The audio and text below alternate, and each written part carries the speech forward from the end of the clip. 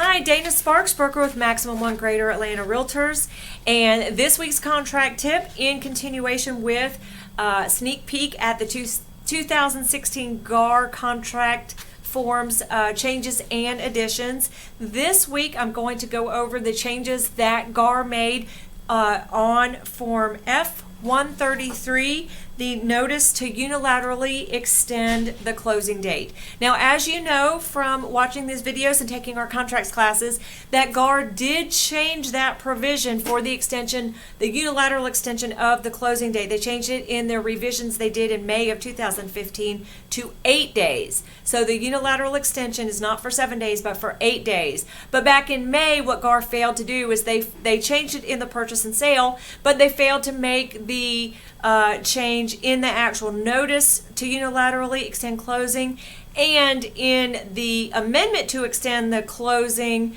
where it has that provision if the unilateral rights remain or are terminated with that extension. So they did change the notice to unilaterally extend the closing for 8 days. So the title now corresponds to the change in the purchase and sale. Again, GAR made that change in May of 2015.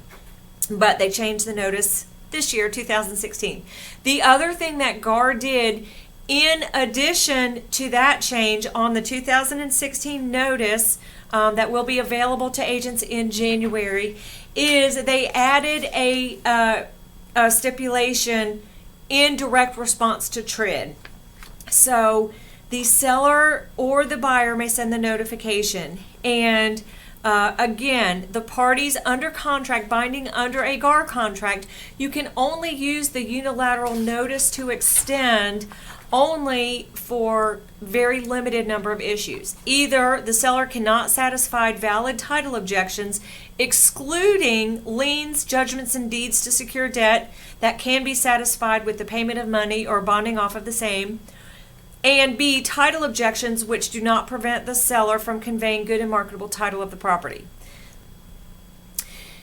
So the other thing is the buyer's mortgage lender, if any, or the closing attorney cannot fulfill their respective obligations by the date of closing due to no fault of the buyer, provided that if the buyer is obtaining a mortgage loan, that the buyer has already obtained a loan commitment from the mortgage lender. And C, this is the option that they added in, again, to comply with the new TRID laws, is the buyer has not received the required estimates or disclosures, and the buyer is prohibited from closing under federal regulations. So that is a new addition that GAR made to the 2016 notice to unilaterally extend the closing for 8 days. So again, thank you so much. Dana Sparks, broker with Maximum One Realtors, satisfying your needs with service, innovation, and education. Stay tuned. We will be having 2016 GAR contract dissection classes throughout all of January in all of our branches, and we will extend those through February and March as well. The first class is scheduled for January 7th. So link to the calendar below, and I will link to this new notice to unilaterally extend. You'll have a copy of that below too. Again, thank you so much for watching.